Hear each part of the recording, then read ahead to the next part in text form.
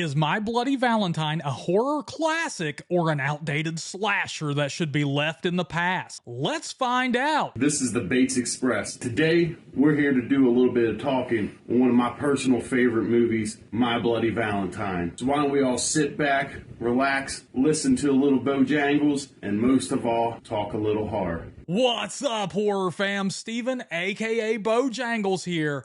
And come closer, my friends, I have something scary to show you. My Bloody Valentine is a 1981 Canadian slasher flick centered around the small town of Valentine's Bluff, where 20 years ago on Valentine's Day, a tragic coal mine explosion occurred, trapping workers underground.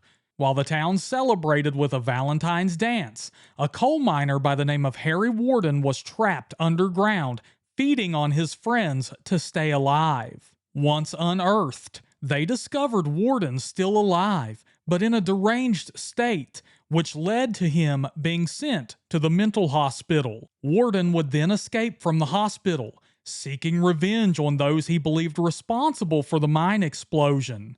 Since then, the town of Valentine's Bluff canceled all their Valentine's Day festivities. Until now. 20 years later, the townspeople feel they can return to some semblance of normalcy.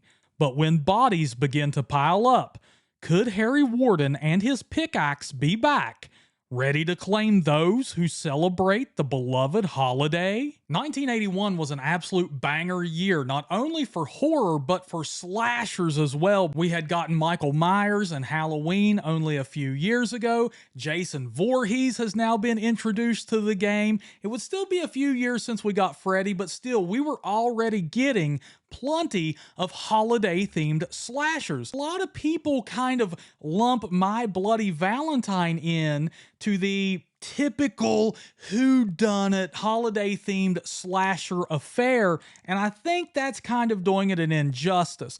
Now, don't get me wrong, and I'm probably the wrong person to listen to, because I absolutely love slasher films, and I love holiday-based slashers too, especially Valentine's Day ones.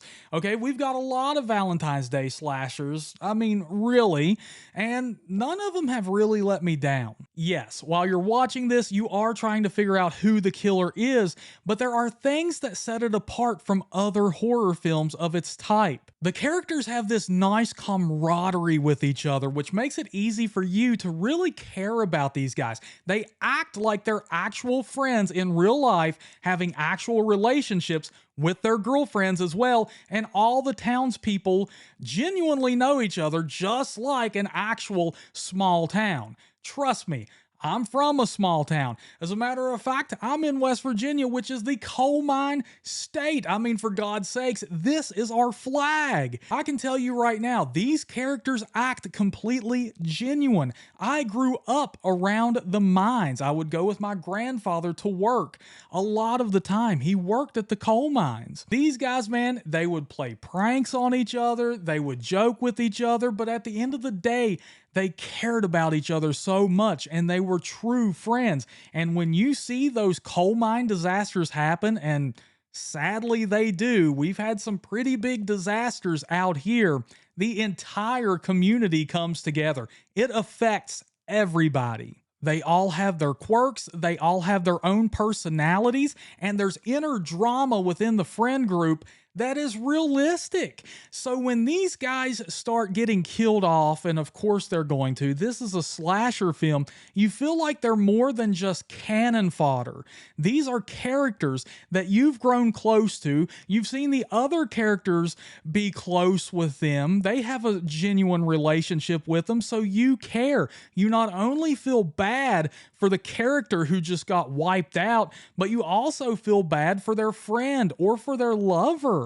It is a total bummer when someone dies in this movie, which makes it so much more effective. especially for a slasher film. Speaking of the deaths, they're all very suspenseful because you don't want anybody to die. You like pretty much everyone in the friend group or everyone in the town. So when it comes time and you know it's coming, it's a slasher film where, you know, you start getting the point of view or you start getting the slow meandering walk down a hallway or something, you know they're in trouble, but you don't want it to happen, so you're on the edge of your seat a little bit. Even worse, but also great, the kills are totally fantastic. They're extremely creative. They pay attention to their surroundings, so they'll use stuff in the environment.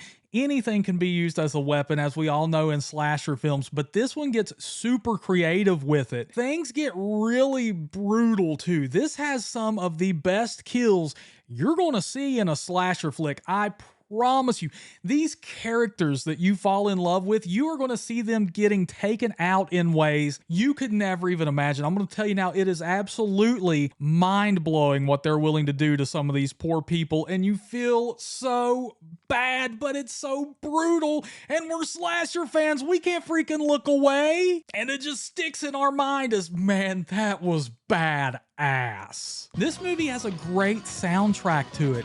It's just so fun and upbeat and uplifting that you want to be a part of this town. You want to join in on the festivities, and you feel like these characters are having the absolute time of their life.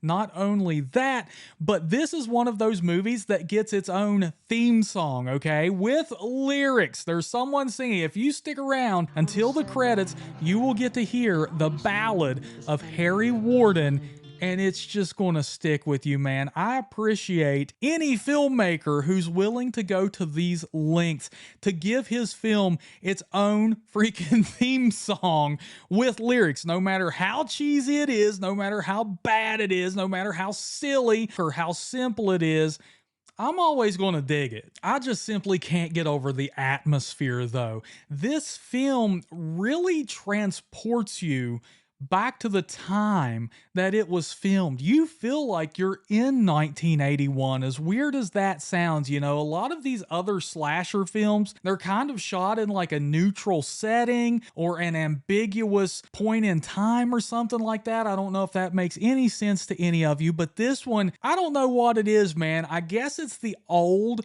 Valentine's Day decorations. You've got the streamers, the paper cutout decorations, you have the wood paneling on the walls, you have the old school cars. It just takes you back to the early 80s when this thing was filmed. I mean, it's before my time, but still, I can feel the nostalgia seeping through this film. Hey, it may honestly be that I legitimately grew up at the coal mines. Like I said earlier, man, I would go to work with my grandfather all the time, who was in the industry, and spend my days at the coal mines. That smell was so wonderful. And that setting, man, you felt like you were connected with the earth. And I feel like this movie is so authentic because they did in fact film this at an actual coal mines. I think that just leads to how genuine this film feels, and it really touches that young kid inside of me tagging along with his grandparent to work. I mean, there's like 5 coal mines within a 5-mile radius of me right now. You know what, horror fam? We're going on a field trip right now. Come on, let's go. Doing a little bit of off-road now, horror fam, getting that evening walk in. We are going to end up at a coal mines because y'all know where I'm from, baby. This one's going to be a special one for my boy Max Knapp, longtime member. He requested this video, and hey, I like to keep my members happy, baby. So we're going to see if we can't provide the happiness, the ecstaticness, the joyousness for you, Max, baby. Mwah. Here we are, horror fam. Hey, man, let me tell you something. The feeling is just indescribable here. The air is just so much cooler. It smells like coal. It's just wonderful, man. And that is the feeling that I think My Bloody Valentine, through a movie screen, somehow was able to capture. I don't know how they did it, but it does feel so authentic. Now, is it the greatest horror movie of all time? No. Is it the greatest slasher movie of all time? Also no. But I do like it, and I highly suggest it, you know, especially if you want authenticity, you want a good time with characters that you care about, and you just want to be transported back to a simpler time that just felt good. And I'm telling you what, man, it takes me there every time I watch it. It feels like my childhood. Thank you so much, Mike Snap, for your support. Thank you for being a channel member for so long, man. I really appreciate that. And this video is for you, baby. One of the perks of being a Talk Horror channel member. Thank you for being in prime time, my friend. I hope you all enjoyed this video. If you did, please drop a like, drop a comment, let me know what you think. And until next time, my friends, look horror, listen horror, talk horror, baby.